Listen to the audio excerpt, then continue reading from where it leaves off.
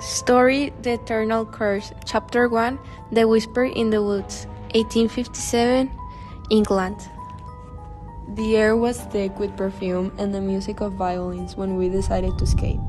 The ballroom walls felt suffocating, heavy with false smiles and judging eyes. There were 3 of us, but only I, Alisa Salvatore, dared to say what none of the others had spoken aloud. Let's go to the forest just for a while. I want to breathe air that doesn't smell like hypocrisy.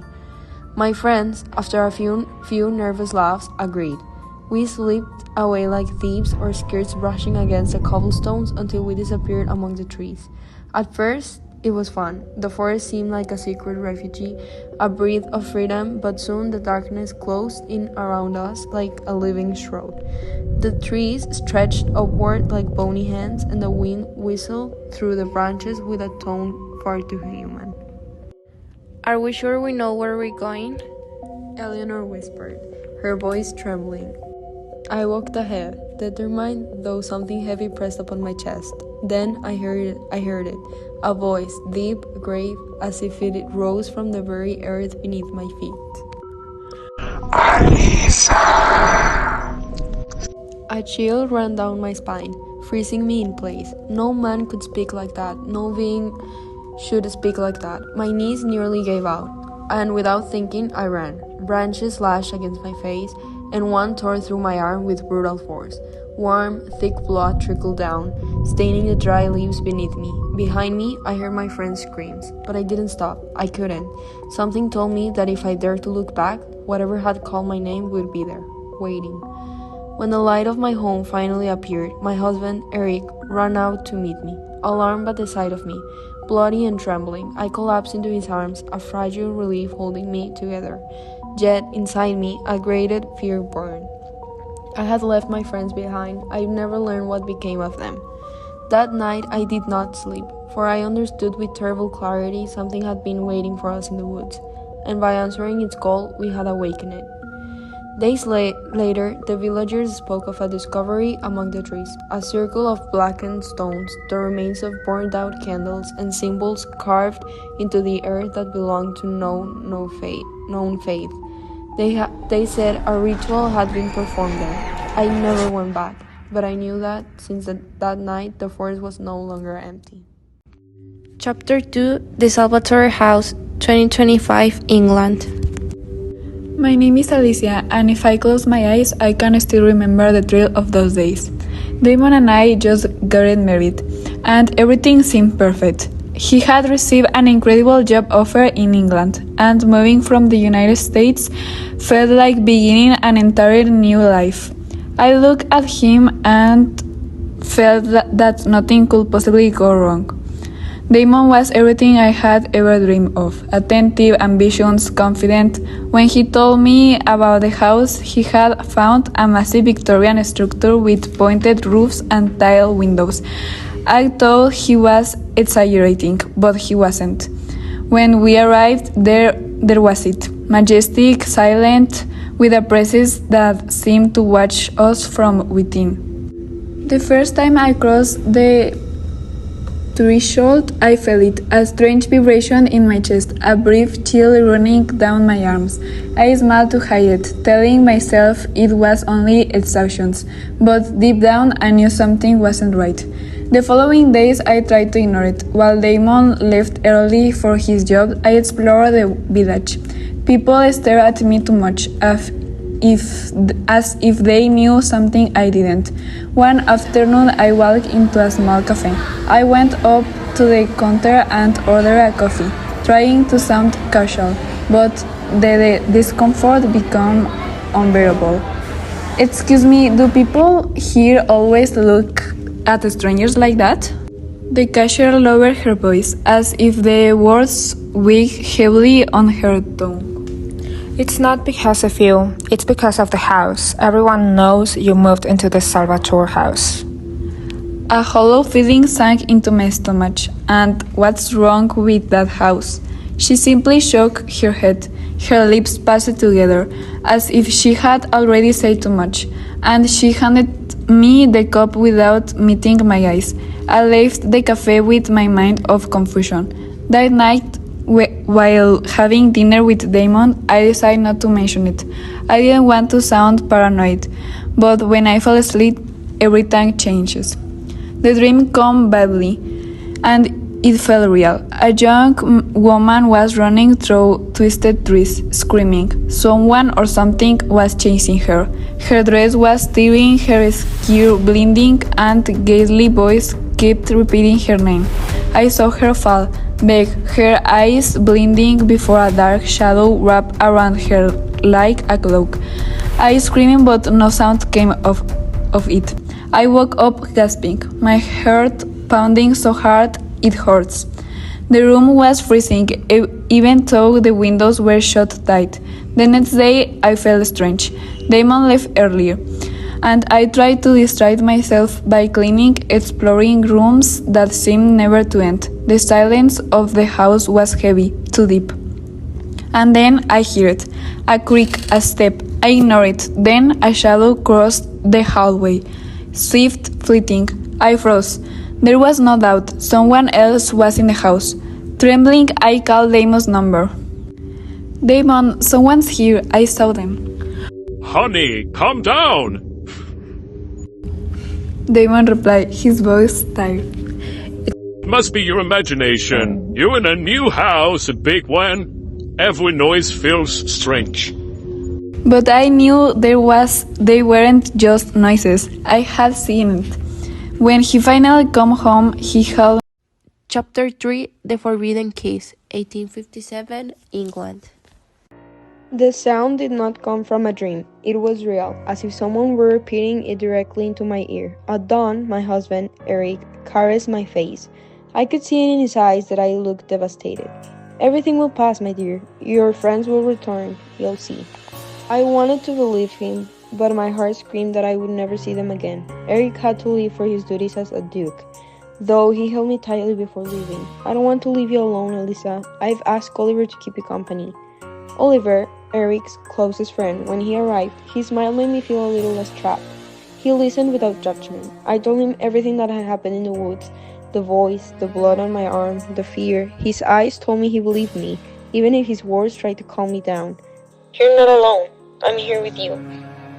His presence alone brings me a little peace. We walked through the village to distract me. I would never have dared go out with a companion. In those times, a woman alone was a cause for gossip. We entered a small fruit shop, and then it happened. Elisa! The same voice, deep, rotten, frozen. I felt my blood turn to ice. I turned in every direction until I saw her.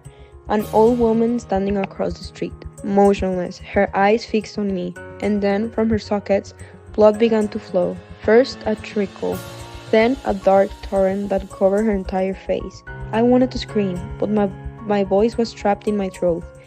The woman stepped forward into the road, and a carriage struck her with brutal force. Her body was thrown through the air, hitting the stones with a wet crack. I covered my face with my hands, horrified. Oliver! You saw her! Tell me you saw her! He looked at me perplexed. Saw who? There's no one there. That couldn't be. I had seen every drop of blood, every shattered bone. Why couldn't he? Was I losing my mind? We returned to the house. My body trembled so violently I could barely stand. Oliver wrapped his arms around me, and I clung to him, desperate for refuge. Our lips met in a kiss that should never have existed, but that both of us needed. It was brave, forbidden.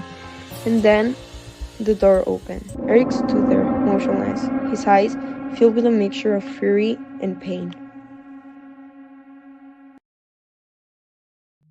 Chapter 4 The Book of Dagon, 2025, England. The coffee tastes bitter that morning. I could no longer hide my nightmares. Damon, I keep dreaming about a girl, I said. She runs through the forest, screams, bleeds, and sometimes is chasing her. She always dies. Her eyes always bleed. He took my hand, trying to smile. It's your mind playing tricks on you, love. The house isn't haunted. It's old, yes, but nothing more. I wanted to believe him. When he left for work, I tried to distract myself. I cleaned, wandered through endless hallways, but as daylight faded, the house grew heavier, denser. I froze. The voice was feminine, broken, like a whisper rising from the depths of the wall. I followed the echo to the door I had never seen before. Beneath the staircase, there was a basement. The air flowing from it was chilly, as if winter itself had hidden beneath the house. I went down with my phone's flashlights. Every step creaked beneath my feet. In a dusty corner, I found a book. It was massive, bound in cracker leather, with carved symbols that seemed to shift under the light. I opened it with trembling hands. Grotesque drawings, elongated creatures, eyeless bodies, strange silhouettes painted in dried blood. Then I turned to a page that froze my blood. The word "run" was written hundreds of times, stained, furious, as if someone had carved it in despair. And in the center, a figure, a dark being, tall and thin, with limbs far too long and a hollow face, devoid of eyes. Above it, a single name, Dagon. As I read it, a vibration ran through my body. The flashlight flickered, and then a voice roared inside my skull.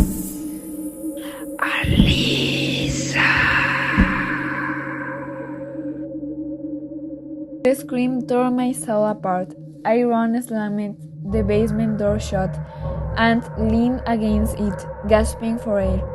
I searched online like a mad woman. Dagon. I found ancient reference, an old demon invoked in forbidden rituals. It granted wishes, but they had terrible prices. It was described as cunning, deceitful, cruel. I slammed the laptop shut, but curiosity devoured me. I tried searching for families who had lived in the house before us. Nothing, no photos, no names, just one chilling pattern.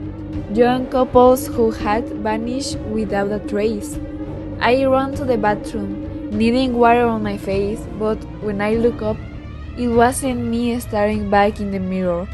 It was another woman, her skin pale, her eyes gleaming like dark rivers. I screamed and screamed, nothing behind me. The bathroom was empty. I looked back at the mirror again. Words were written in red. Run, run, run. The scream tore my soul apart. A voice shrieked in my ear with brutal force. Run! I ran, but something was following me. Heavy, unseen, I ran faster, but without realizing it, I tripped on the basement stairs and tumbled down until the air was out from my lungs. Darkness enveloped me for a few seconds. When I opened my eyes, I saw it, an ancient chest, carved with symbols that seemed to breathe, and then something metallic clinged before me. A key, thrown from nowhere, as if someone wanted me to open the chest. I shouldn't have done it. Every fiber of my body told me not to, but my trembling hands couldn't resist. I slid the key into the lock. The sound as it opened was deep, like a sigh from hell itself. Inside, I found something that left me paralyzed. Chapter 5, Scene 1, The Pact and the Revelation. Eric left the house with heavy steps, rage burning inside him like living embers. The image of Elise and Oliver kissing replayed in his mind again and again, like a knife driven ever deeper. The cold of the forest wrapped around him, but it did nothing to calm his fury. If anything, it sharpened his sense of betrayal. How could she? He muttered through his teeth, his fists clenched. A crack behind him forced him to stop. He turned, and through the mist a man appeared. His face was torn, as if it clawed, yet he smiled at the same time. Eric took a step back, the man's voice brought out him trench calm. I know what you're going to do. I have felt betrayal too, and there is no pain more unbearable. Eric ground his jaw, unsure who the man was or how he had come to be there. Yet, something in the stranger's gaze made him lower his guard. I I don't know what to do. Eric's voice broke. The man nodded slowly. I can help you. I can make them pay. Make your wife and your best friend suffer the price of what they did to you. Eric stared at him. The idea was poisonous and yet tempting. How? You only need to accept the deal, the man whispered, leaning toward him, a small favor in exchange for my help. The stranger drew a rusted knife and cut the palm of his own hand. Black blood slipped slowly down, then he extended his hand towards Eric. A few drops of your blood, and tighten my hand. That will seal the pact. Eric hesitated, but his fury overrode common sense. Without thinking too long, he caught his hand and grazed the man's. The cold, damp flesh sent a shiver through him. And what is the price? He asked, anxious. The man smiled, a diabolic smile, baring teeth far too sharp. He looked Eric in the eyes and said, Your body. Eric's eyes widened in horror and he tried to flee, but the stranger would not let him. He squeezed Eric's hand fiercely. It was too late. Something dark began to slide through his veins, a shadow that could not be stopped. Scene 2. The Voice of Dagon. I ran up to my room with tears still in my eyes. Eric, I couldn't believe what had happened. Oliver insisted I pack my things and leave immediately. You don't understand, Elisa, he told me, desperate. Eric will not forgive you. With his power, he could ruin our lives. The only option is to run. But I can talk to him. I can make him understand it was a mistake. That it meant nothing, I said. No. Oliver cut me off, looking at me with a hardness I had never seen. You don't know Eric like I do. There's no turning back. Please, listen to me. Quickly, I began to pack clothes, trinkets, anything I thought useful. My heart raced uncontrollably. Then I heard a heavy thud below. A crash that froze my blood. Oliver! I screamed, my suitcase half packed. Oliver, are you okay? I ran down the stairs and saw him. Oliver lay on the floor, a pool of blood spreading beneath his head. My breath stopped. The world blurred. I raised my eyes, trembling, and there was Eric. He held a heavy object stained with blood. Why? I babbled, paralyzed. He looked at me with a macabre smile, his eyes shining in a way I had never seen. I stood rooted, when he bent over Oliver and, with monstrous calm, began to tear out his eyes. He did it slowly, as if savoring every second, every drop of blood. A scream choked inside my throat. I could not move, until Eric raised his head and looked at me, and he said, Run. The single whisper was enough. I ran, my heart about to explode. I ran through the corridors, hearing his steps behind me. I knew Eric was following. Alisa. His voice thundered, deep and distorted, the same voice I had heard that night in the woods. That voice, it was the same. The horrible voice that had made me run when we entered the forest with my friends. I hid in a room, struggling to breathe, but the door flew open. Eric entered. Advancing with a calm purpose, I ran again, tripped on the stairs, and fell hard. The last thing I saw before losing consciousness was his silhouette over me, and a brutal blow to the head. When I opened my eyes, I was bound in the basement. The ropes chafed my wrist, and the air was icy. I could not see Eric, but I knew he was near. The door opened slowly. His steps descended the stairs until I saw him standing before me. I will avenge what you did, he said in a rough voice. Please, Eric, I didn't want to. It wasn't what you think. I beg you. My words barely came through sobs. He tilted his head and smiled. Eric? I'm not Eric. My eyes flew wide. What do you mean you're not Eric? My name is Dagon, it answered, its voice echoing as if coming from many places at once. This is your husband's body. He wanted vengeance, and I gave him what he desired. Where's Eric? I asked, trembling. In a limbo, trapped forever. He will never wake again. I possess his body now. And you are the key. I was breathless. Guilt strangled me. I wanted to be false, to be a dream. But I knew the being before me was something else. With Eric, I had felt secure, and with this creature, I felt terror. Your blood was the last thing needed to complete the ritual. Dagon continued. The blood of an innocent woman from the moment I smelled it and felt it in the woods. I never stopped following you. All I needed was your fear and your husband's wrath. You gave me everything. Tears burned my cheeks. What will you do with me? Dagon smiled, drawing near, its shadow devouring the space. You shall not go to hell. I will keep you here, trapped with me forever. Its cold fingers brushed my face, moving towards my eyes. But first, I will make you bleed a little. Its laughter echoed in the darkness. Chapter 6. The Secret of Damon. I opened the chest with trembling hands. The stench that rose from it was unbearable, like damp earth and something rotten. For a moment I hesitated, but something inside me forced me to look. First I saw bones, real bones, fragile, yellowed and hollow open. In my stomach and an urgent need to vomit rose in my throat, but I forced myself to keep digging. Then I saw them. A pile of photographs piled together, as if they were family memories. I pulled them out carefully, thinking perhaps it was some strange collection. But what I saw froze me. They were wedding photographs. In every one, a smiling man held his bride.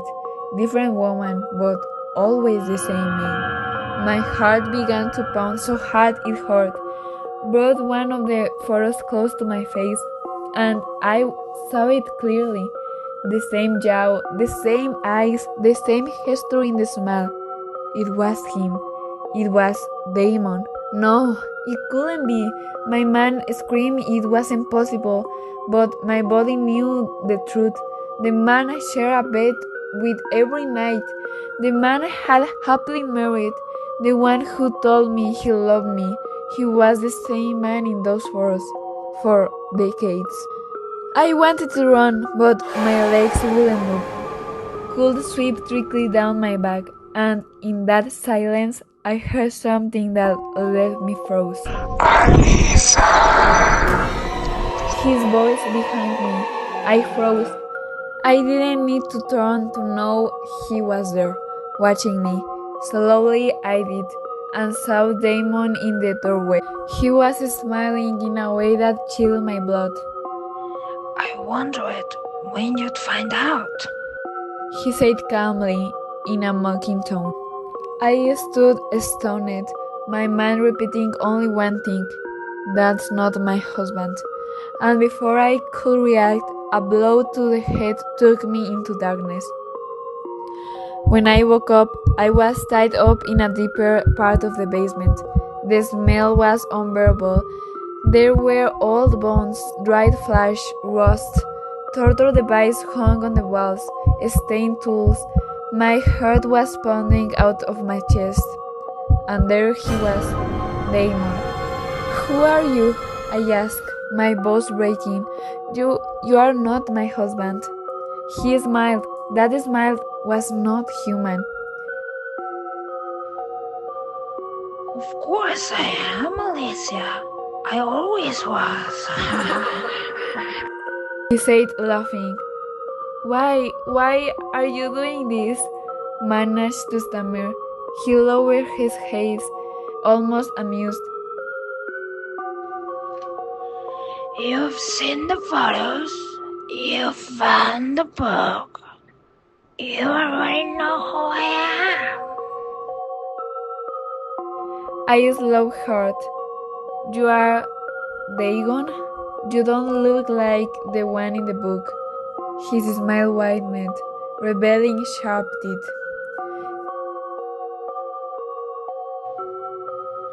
This is only borrowed body. I took it centuries ago. A shiver ran through me. Centuries. They don't usually find out this quickly. He went on, his voice sounding as if it rose from beneath the earth. But you, in just 3 days, you discovered too much. I suppose it won you. A pity. I wanted to have more fun with you. They? I asked, trembling. The woman in the photographs. All of them stay trapped in this house. I enjoy their company. And their eyes. My mind shattering into 1,000 of pieces. The woman I had seen in my dreams, their warnings, their voices, they weren't dreams. They were them, the victims, trapped in this infernal prison. And now I was not. Tears blinded me. How many have you killed? On sight, as if the question bored him. I lost count after more than a century. But you remind me of my most special victim. The first one, Alisa. Heart stopped. Alisa? She was the first? I showed her my true form. He added with pleasure. And with you, I will do the same. In my mind, before I could even grasp it, I heard one of their voices. There is no escape. No, you are one of us. Chapter 7 The Ritual of Dagon Alicia. Damon's skin began to crack, as if something inside him were forcing its way out. Bones crunched, muscles tore, his body stretched, becoming taller, thinner, inhuman. His skin turned gray and slick, like that of some creature dredged from the sea. Eyes multiplied across his face, red pupils darting in every direction, his hands elongated into bony claws, sharp like knives. Dagon leaned over me, so close I could smell his thick, metallic breath. His icy claw brushed my cheek and a shiver ran down my skin. I wanted to scream, but before I could, the pain came, tearing, unbearable pain, like a red-hot iron driven to my eyes. Something was being ripped out of me as the entire world turned scarlet. And the worst part was that I was fully conscious. I felt every tug, every tear, every nerve snapping deep inside my head. I screamed and screamed until my throat split. But my voice was swallowed by the stone walls of the basement. Hot blood streamed down my cheeks, filling my mouth with a metallic taste that made me want to vomit.